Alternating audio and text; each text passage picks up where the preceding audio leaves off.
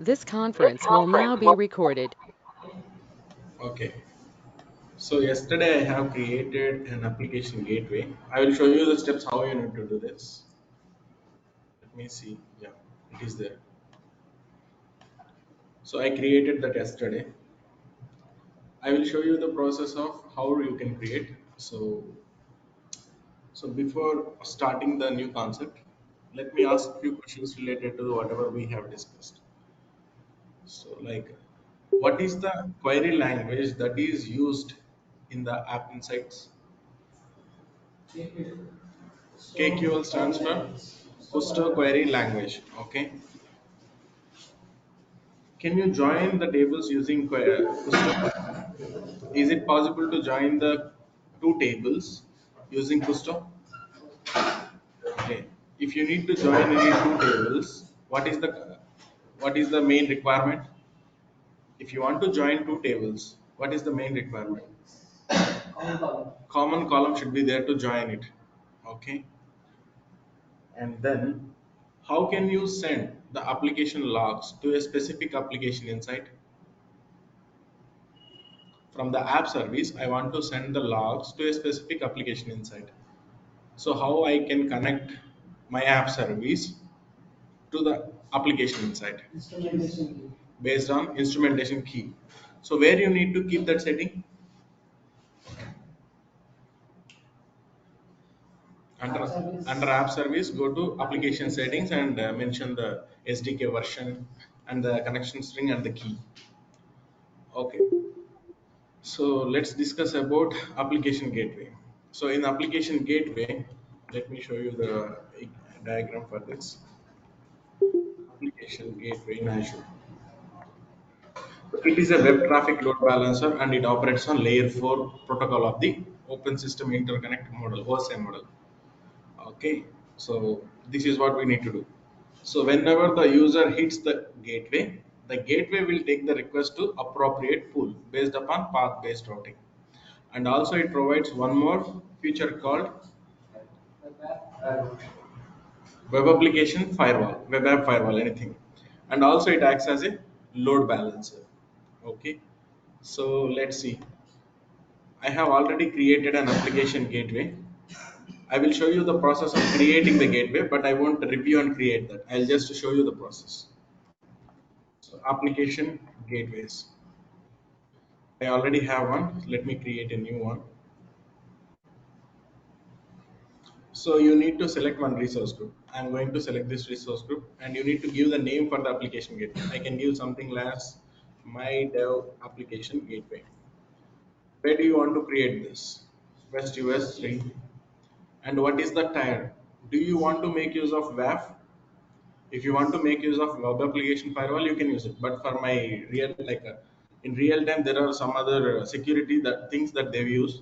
But if you want to make use of this WAF, you can use it. But I'm just going with the standard one. So in standard also we have two kinds. What is V1 and what is standard and standard V2. In the standard they have some features and in the standard V2 they have extended features. That's it. So if you want to study the documentation about the tire, you can go to the Microsoft documentation and you can see. But as of now, I'm just going with the standard one. How many number of instances count you want? Instance means instances. For example, one VM is not able to handle the load. So increase one more instance. That means one more VM. Now, instances you can consider simply as like VMs. Now, the V1 tier supports high availability scenarios when you have deployed two or more instances. So, to make this application gateway always available, deploy that in two different zones or regions or whatever it is. So two different regions it is going to deploy it. So it is recommended to keep at least one or two, at least two. If you go with the standard V2, you can see, do you want to enable auto scaling? Understood. That is the difference between the features of standard and standard V2. In standard V2 you will get the auto scaling facility, but in standard you need to do that manually. Okay, as of now I'm just going to 2 only. What is the skew size? So just go with the medium one. Do you want http2 to be enabled? Like this is another protocol, https, like http2 is another protocol, but as of now nobody is using this, you can ignore this. and you need to configure your virtual network. If you already have the virtual network, then you can directly map that virtual network. Once you load the virtual network, then it is going to take a subnet from it. So when you are taking a subnet, make sure that the subnet is free without any resources. So it needs a brand new subnet. So here in this, I have created two VMs from these two subnets. So that's why even if I select anyone like, okay, let's take this. If I take subnet here, subnet must only have application gateway. Understood? So it needs a brand new subnet for it. Okay, let me select this and keep this. Next, go to front end. So you will create an application gateway. You need to send a request to the application gateway, right? How? So for that, I am going to configure a public IP address for that. So based on the public IP address, I am going to give the request to the application gateway. So you can add a new, because I have already taken some IPs which is already associated to something else. I'm just giving you the, like, you can create a new one, keep it as some IP, some name. You just need to keep some name. That's it. So that it is going to create an IP address for the application gateway. So you hit the request to the application gateway. You gave the request. So it needs to go to where? To the backend VMs, right? So the next is backend. So I have created two VMs, and two in that two VMs, I have created those two VMs from the same VNet. In those two VMs, I have two IAS applications installed already. So I'll show you.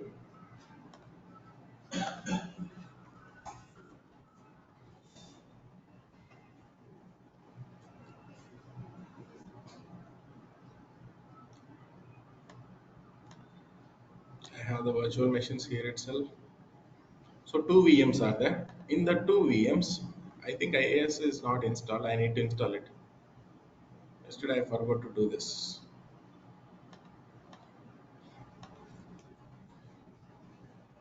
If you are not getting the page, that means it is not installed. So what I will do is I have two VMs. Now I need to install IAS on top of them. So how can you do this? If you go to load balancer step, there we have that script. Load balancer using Azure portal.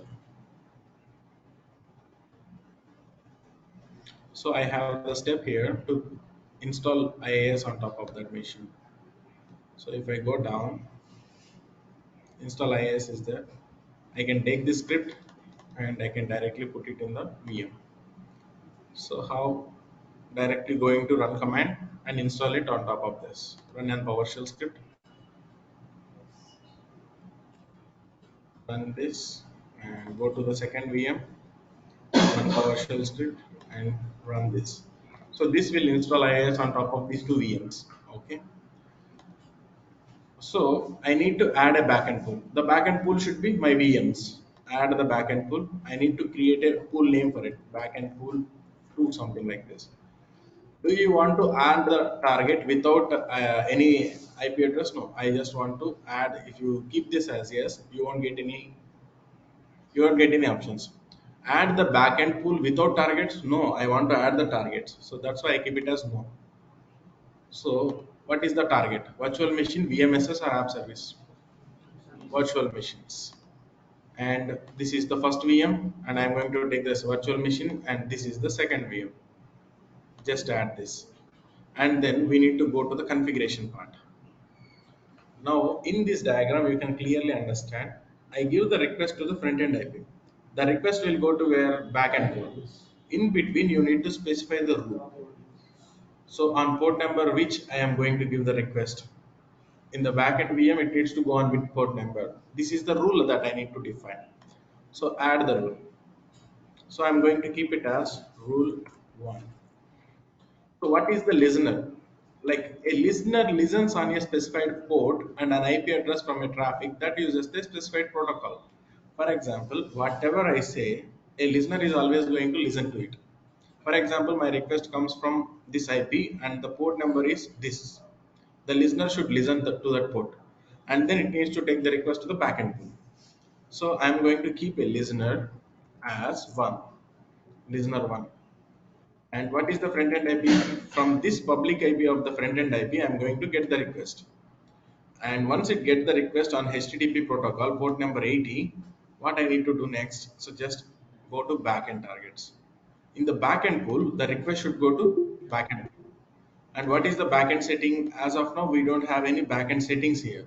So we just need to add the backend setting. So add the new. What is the backend setting name? I'm going to keep it as setting 1. So the backend protocol also should be going to HTTP port number 80 only. And see this additional settings. Cookie based session affinity connection running. These are some two extra features you get with the application gateway. What is cookie based session affinity? For example, I have two VMs. We both are trying to access the VM. When I tried to access the VM, when I tried to access the application gateway, first it took my request to the first VM. When you browsed it, it took the request to the second VM. Again we disconnected and again we want to connect. Okay, based upon the cookie, what the cookie will do, it will save some information, right? So based upon the cookie, it is going to take my request for the second time to the first VM again because of that cookie setting. The application gateway can use cookies to keep the user session on the same server. You can enable this feature if the client supports the use of cookies.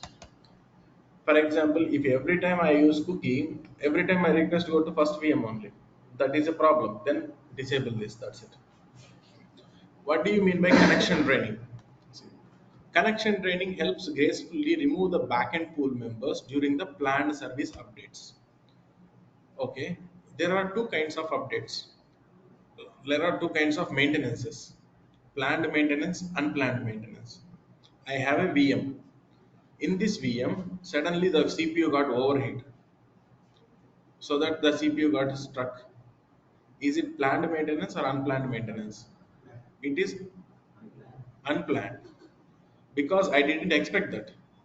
For example, my operating system is working on Windows 10. Suddenly there is Windows 11 is there. I want to update my operating system to Windows 11. Is it planned or unplanned? Understood the differences, right? So planned maintenance and unplanned maintenance, there are two things. So when it comes to connection draining, it helps gracefully to remove the backend pool members. So whoever has sent the request to the application gateway, it took the request to the backend VM, and it is going to remove the backend pool members during the planned service updates. Whenever there is a planned service update, if one user is sitting on request is sitting on one first VM, it is going to remove that user from that VM and keep it into another VM. So when this feature is enabled, deregistering the instance of a backend pool won't receive the new request. So if anybody tries to, okay, already one request is there, it has taken that request and sent into another one. Now the existing user sent it to the another one, right? Is it the application gateway is going to receive one more request to the same VM? No, because it is designed for planned maintenance, so it won't take the new request. So when this feature is enabled, deregistering the instance of a backend pool won't receive the new request. కొత్త request అయితే దానికి వెళ్ళదు ఎందుకంటే దానికి plan maintenance ఉంది అప్పుడు. So this applies to the backend instances that are explicitly removed from the backend pool via API calls, as well as instances reported unhealthy by health probes. What is the use of health probe? It is continuously going to ping the VMs. If it is getting the response as success, that means it is working. So I have attached four VMs to the application gateway. How do my application gateway know that the four VMs are healthy? Because of the health probe. Okay, so just keep this aside and just keep disabling these two until unless the client requirement we cannot enable these two. And I have sent a request to the application gateway. The application is gateway is trying to take the request to the VM. And what is the timeout seconds? 20 seconds. It needs to complete the request within 20 seconds, or else it should show an error saying that gateway timeout. And override backend path. That's fine. Okay. As of now, we are able to browse the or like we are able to hit the request to the application gateway by using public IP. If you want to assign an domain to that public IP, is it possible or not possible? Domain in the sense, VMR domain. Okay, www.google.com. What it is? A custom domain name, right? Do you want to attach this custom domain name to the IP address? If you want to attach, you can attach it.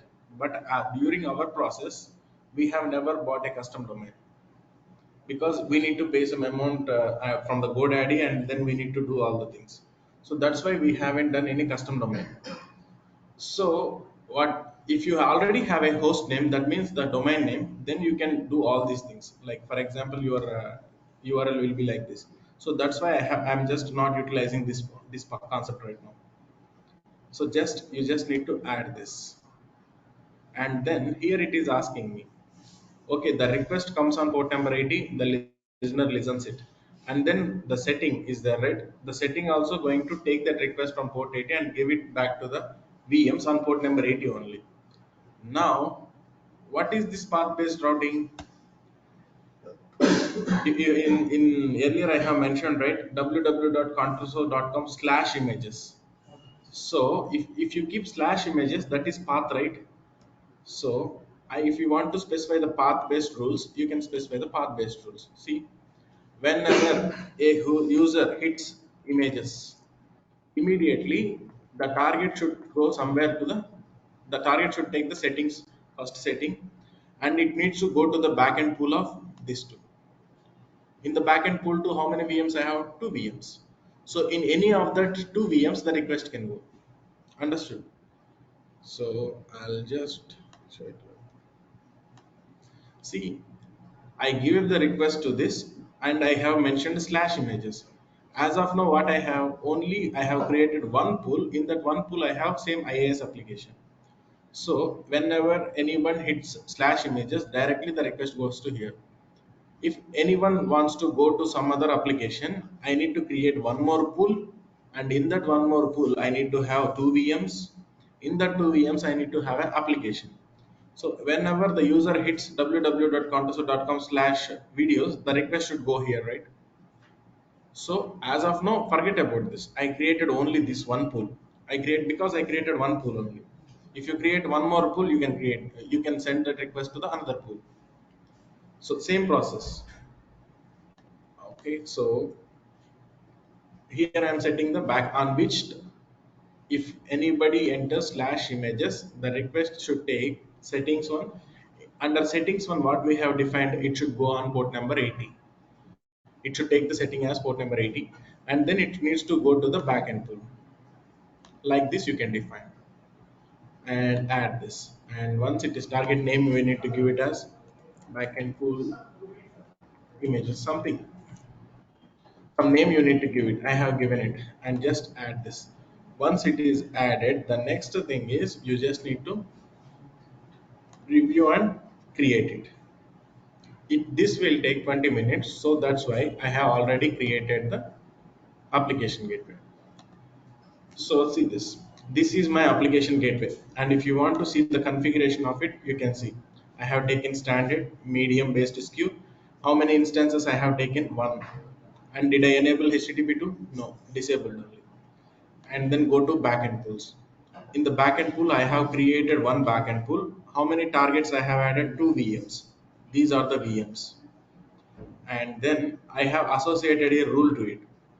So in the rule, I have defined the listener one should listen to the port number 80, and in the background, it needs to take to the backend pool of one, and it should take the backend pool setting one. So whatever I have done, the same thing I am showing here. And let's take this. Okay, in the backend settings, if you want to see, you can see it should go on port number 80. The setting, the protocol is HTTP, and cookie based decision affinity and all these things I have disabled. And for the application gateway, I have used a for the application gateway I have used a public IP. This is the public IP. Okay, so now I'll copy this. I need to give a request to the application gateway. Copy this, enter here, remove this, and just hit enter. The request went into the VMR. Okay, so if you keep on trying this for multiple times, the request will go to the second VM also. So you can prove that the load balancing thing also happened. Along with this, if you want to keep any path based like this, if you specify the path based rule, immediately if I keep like this in the domain name, the request will go to that specific pool. Understood? So this is how application gateway works. You can feel that it is same like a load balancer, but it is different. By using this load balancer, by using this application gateway, what are the better features you can get is WAF, path-based routing, SSL termination or TLS termination, and then you have cookie-based definitive and connection draining. All these are different kind of options that you get by using this application gateway. Not only this, and you can also specify some custom error document page if they are trying to browse this. Okay, till this point it's okay. The request went going to the VMs. Now I will stop one VM and let's see. Do we have health probe? Yes. Did I configure any health probe right now? Without health probe, I am just trying to utilize this application. Now I will configure the health probe. I am going to say it as health probe 1. It needs to work on protocol HTTP and the host. I like see the host. The value is the name of the virtual host, different from the VM host name running on the application server. And the probe is sent to this protocol and see this. So if you want to give the host name, you can give it, but I can provide something like 10.0.0.1.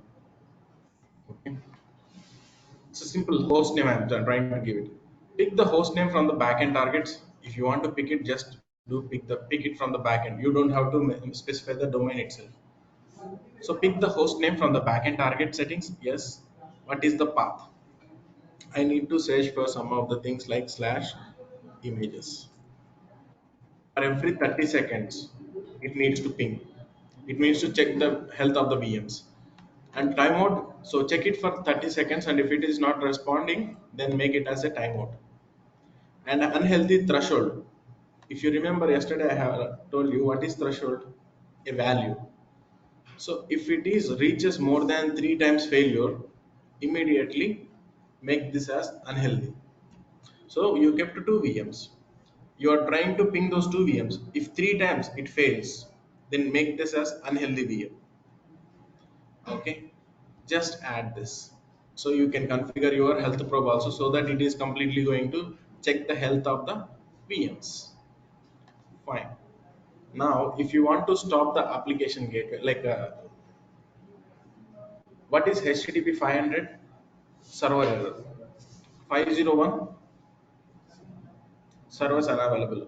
504 bad gateway, right? This is an gateway, right? So we will see how does a gateway error shows and what is the error number. So I already have the VMs, right? I'll just stop the VMs and let's see what happens. I'll stop this VM and then I'm going to stop. Okay, let's keep this aside and I want to make that application gateway to browse. So this is my gateway and this is my public IP. Copy this and enter it here. You will get one error, application gate bad gateway or application gateway error.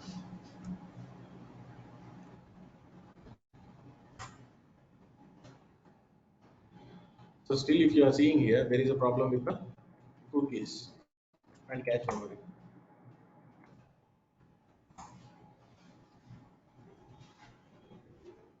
So the VM2 is handling all the requests. I will stop the VM2 also. So that in the backend pool, we don't have any VMs which are success, like which are running. So it needs to give me an error. So for that error, I am trying to show you. This is application gateway load balancer and this.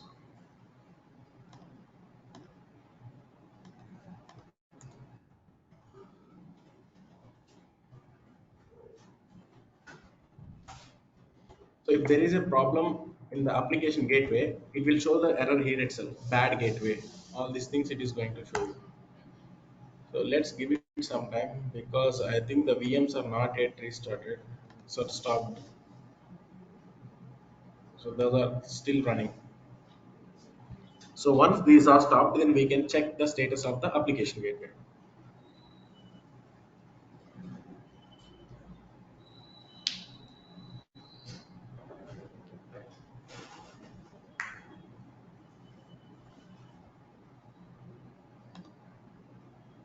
502, bad gateway. See, what is the HTTP status code 502?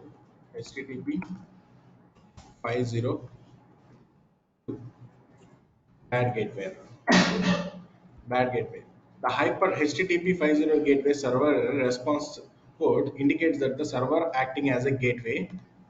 You can see the information. So whenever you see this information, immediately you can find that it is a problem with the gateway only, not with the application.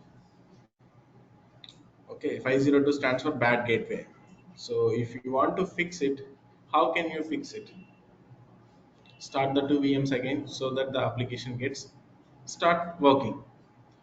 But there will be some scenarios where you need to spend some time on investigating more inside this. At that time, what you are going to do? We have monitoring, right? We have monitoring. In that also we have insights. Enable application insights on top of this application gateway. Okay. So this is our application gateway, right? In this application gateway, you have insights, right? That means application insights. You can enable this feature on top of this so that what happens, the application logs related to this gateway will be sent into the app insight. So there you can write the query and you can see the log information, what is happening. Understood? So that's how you need to do it. Okay. And see this. Clearly it is showing these two VMs are unhealthy. So this is a clear example of it.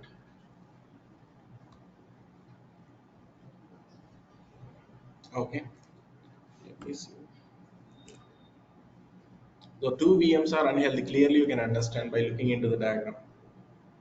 So if you are facing this issue, immediately you will go to the VM and you can see that the VM is stopped state. You can make it a start again. So 502 bad gateway, and yeah, that's fine. So that's how an application gateway works actually.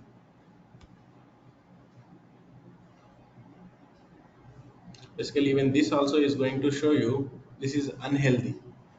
So there will be a love symbol, yeah, backend health. So here it will show the health of the backend.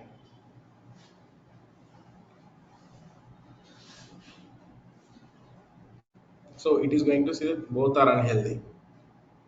So that's how you can see the error. Cannot connect to the backend server. Check whether something is there inside that. Check whether any NSG, UDR or firewall is blocking access to the service. Check if application is running on correct port or not. So these are like if you go to this documentation page, there you will be having different kind of possibilities what you can check for. Okay. So this is how an application gateway works mainly. Okay. Now you will be having a doubt. For this application gateway, we are always browsing the we are always hitting the IP address. Can I assign a DNS name for this? If yes, go to the public IP, whatever is attached to the application gateway, and DNS name you can see this. This name also you can use it. Copy this and browse it. You'll get the same 502 error because that's a 502. Not only with the IP address, you can also browse it with the DNS name. Now you will be having one more question. Sometimes I used to get only the IP address. Can I find the DNS name of that IP? So this is the IP address, right? Go to CMD. I have only the IP address. Now I want to find out the DNS name for it. So what you can do is, if you do the ping, it is just going to show you how it is able to ping it or not. But that's fine. I don't want to do this. There is a command called ns lookup, network security lookup, and see, it is going to show you some d-link router.local. This is related to that server, but that's fine. But we can find out the DNS name also. DNS lookup. followed by this IP address. For example, I'll take that DNS name itself. DNS lookup. See, this I have taken, and I'm able to get the IP address right. When I do NS lookup for this DNS name, I'm able to get the IP address of the DNS name. This is how also you can get the IP address. Okay, that's fine. But I don't want to upgrade anything. So this is related to the application gateway. Now we will see one more concept. What do you mean by high availability? High availability. Availability means always it should be available. High availability means 24 by 7, 365 days it should be available at any cost. Even if there are rains, even if there are power shortage, even if there are network issues, anything. Now take one scenario. For storage, did you like we discussed about storage accounts, right? In storage accounts, we have LRS, GRS, ZRS. Why we have these concepts? Storing the copies of data in different locations. Even if Hyderabad is down, I can still get the data from Chennai. If India is down, I can get the data from Central US or West US. Like the same way, if you keep your application in a different zones, what happens? The application will be always available. Okay, we have a concept for that. That is called as availability. Availability in so basically we have three things in there. Availability means making the application always available. So I'll just take a notepad and then this. I'll write something. So availability set, availability zone, VMSS. There are three concepts in this. Availability set, availability zone, and VMSS. First, we will discuss about availability set. So let's consider this institute is a data center. In that institute, I have a rack. You know about the rack, right? Where you used to where you used to have number of shelves. So I'm just going to create a new one. Don't say this. So this is called a data center. I'm going to call this data center as a version 80 institute data center. Inside this version 80, I have multiple racks. These are the two racks. Inside each rack, I'm going to have n number of shelves, right? Okay, these are shelves. So on top of these shelves, in each rack, I am going to keep one VM. This is one VM, and this is one more VM, and here one more VM. How many racks we can keep and how many shelves we can keep in a single data center? So I can keep two racks. That means each rack I am going to call it as a fault domain. Each rack I am going to call it as a fault domain. And inside each rack I have shelves, right? Inside each shelf I have a VM, right? That VM I am going to call it as update domain. Understood? So this versionality is a data center. So how many fault domains I can create and how many update domains I can create? You can create two fault domains and update domains can be 20. So within each single fault domain you can have 20 update domains. That means 20 VMs you can create. Okay, let's consider within this single institute, I have maintained two fault domains. In each fault domain, I kept 20 VMs and 20 VMs. In the 40 VMs, I have same application running. Why? Because I need to, like, I want to distribute the traffic to the VM so that my application will be always available. Even if there are 10,000 users, 1 lakh users. Okay, suddenly there is a power shortage in this data center. Whether my application is available, it is not possible, right? So this concept is not going to work for me, right? This concept is called availability set. Availability set. This concept is called availability set. And Microsoft gives you a guarantee of 99.95 percentage of the high availability. 99.95 percentage of the high availability. That means if you calculate that for a year, over 1 hour 48 minutes, I guess, over 1 hour 48 minutes during 365 days, your application will not be available. 1 hour 48 hours. Sorry, 1 hour 48 minutes. Overall, for 365 days, your application will not be available for 1 hour 48 minutes. You will think that okay, it's fine, no problem. But let's consider it is a banking application. If it is not available for 1 hour 48 minutes in a complete year, are they going to accept it? No. So this concept is not going to suit for me. Then what I will do is I will go with one more concept that is called as availability zone. So within Varshneti data center, I have this. And I am going to replicate the same thing. When I say replicate, that means I want to keep the same copy of the infrastructure in different location. That means in different zones. Even if this zone goes down, I will be have the another zone to make my application available.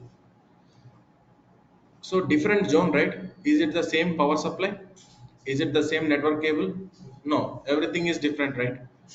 So that is called as availability zone. Availability zone. In the by using availability zone, what is the percentage that you can get? 99.99 percentage. 99.99 percentage of high availability that Microsoft gives you. And if you calculate that for a year, there will be a downtime of 24 minutes. So now that you have reduced the time from 1 hour to 24 minutes, still there is a downtime. So whether the banking application is going to accept this? No. Then how we can make our application 100% high available? By using Kubernetes or app services. If you want to achieve 100% high availability of the application, then you need to go with these two concepts. AKS, that means Kubernetes, Azure Kubernetes service, and then we need to go with app services. Any of these. In the app services, is there any downtime? You have reduced the downtime, right, by creating a production slot, traffic diversion.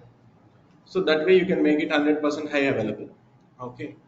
So this is related to availability set, availability zone, and there is one more concept called as VMSS. VMSS stands for Virtual Machine Scale Set. Right now, at present, my CPU, like I have one VM and I have connected it to my application gateway.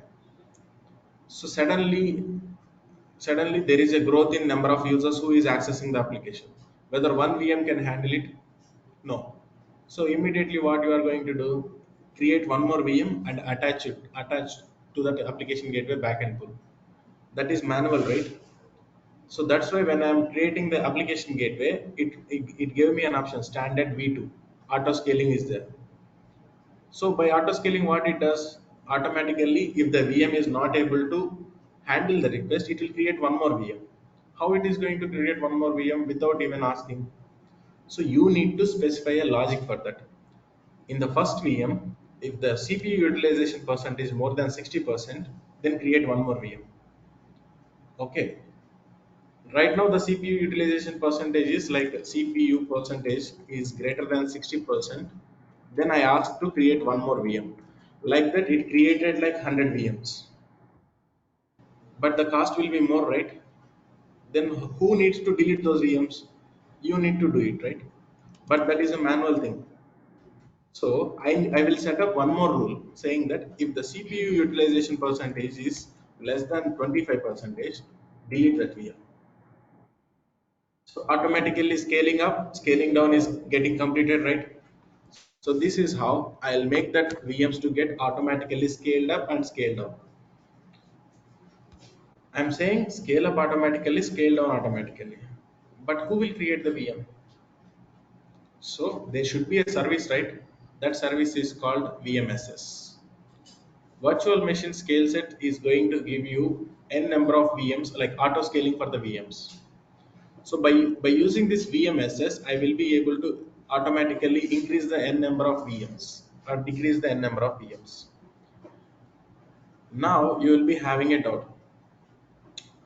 When I want to create a VM, what happens is how much time it is taking to create the VM? 2 to 3 minutes. But when you are taking the VMSS also, still you will still a VM gets created for you, right? If it wants to increase one more, there also one more VM needs to be created. That will take 2 to 3 minutes, right? So that is what the downtime that we have in the VMSS. So that's why we need to mention CPU utilization percentage more than 40 or 50 percentage. Meanwhile, the traffic gets increased automatically. The VM gets created and the traffic goes to this. Okay, never keep this 90 percentage, because if you keep 90%, suddenly if the VM wants to create, it will take 2 to 3 minutes. So in that 2 to 3 minutes, the application users will be high, right? So that's why it is always recommended to keep more than 40 or 50 percentage. So while this is getting increased, the VM will get created. Meanwhile, okay. So let's see the documentation about it. Availability sets. It is a logical grouping of VMs that allows Azure to understand how your application is built to provide for redundancy and availability. Wherever you see redundancy, understand it as a copy. Replica also understand it as a copy. But in real time, these are different. But as of now, for your understanding, wherever you see redundancy and replica, understand it as a copy. So it is going to make a copy of the infrastructure so that you get the high availability. So we recommend that two or more VMs are created within the availability set to provide high available option and meet the 99.95 percentage of the high availability. So they are saying clearly you keep two or more VMs so that the load can be distributed and it makes the application high available. How do availability set works? See, we have two concepts, fault domain and update domain. So I can have three fault domains. I said two, actually it is three. So we can have three fault domains. In each fault domain, I have a rack, right? In that rack, I'm going to create one update domain, that is VM1. Okay. So you can have, basically you can have three fault domains, and in each fault domain you can have 20 update domains. Here they have kept 1 4, right? Like they are just trying to show you the numbers. How, like if you have taken three fault domains, in three fault domains you want to add the update the fault update domains. So the first one, it goes to the first zero fault domain. So the number starts from zero. It is not 1 2 3, it is 0 1 2. So the second VM goes to the second fault domain. The third VM goes to the third fault domain, and after that again it start from here. So 1 1 1, like that it is going to go. And VMs are also assigned with the disk fault domain. That's fine. Okay, so this is availability set. Let's discuss about availability zone. Physically and logically separated data centers. That means you are just keeping the data centers in two different locations, right? And independent power source, network, and cooling systems. That is what they are trying to say in availability zone. So how can you add your VMs to the availability zone? I'll show you. How to add the VMs to the availability set and availability zone, I'll tell you. What do you mean by VMSS? So VMSS in Azure. Azure Virtual Machine Scale Sets. That means if you want to increase the number of VMs automatically, then we need to make use of VMSS. In app service, it is, we have a plan, right? Manual or auto scale. There we need to select auto scale and we need to define the metric so that it gets automatically increased. This is also same way. See, Run thousands of VMs in the minute based on the customizable metric. What do you mean by metric here? CPU utilization percentage is a metric. Number of requests more than 2000. Request is a metric. These are the metrics. Okay. Now, how can we add a VM to the availability set or availability zone? So when you are creating the VM, it is asking you what is availability zone, like what is the availability option here. It is keep on asking you what is the availability. Yeah, availability options. We used to take no infrastructure redundancy required. That means no copy of the infrastructure required. If you want to add it to the availability zone, add this VM. If you want to add it to the availability set, this VM, while creation itself, you need to do that. Once after created, you cannot add it. While creating the VM itself, you need to do this. And if you want to add the VM to the virtual machine scale set, also you can do this. Now you understood why this option is there. Okay, that is why we use availability options. But in real time, there will be or there may not be a chance, because not all the running in VMs. They might be running on app services, they might be running on Kubernetes. So there are different options for this. So this is how you can add the VMs to the availability zone or availability set. Let's try adding the to availability set. So once you create this, you need to provide the name of the availability set. So once if you create this, and you need to provide the number of fault domains in that set and update domains in that set. You can create up to 20 update domains. How many fault domains you can create? Three. 0, 1, 2. So three fault domains you can create. And if you want to create it, you can use this yes.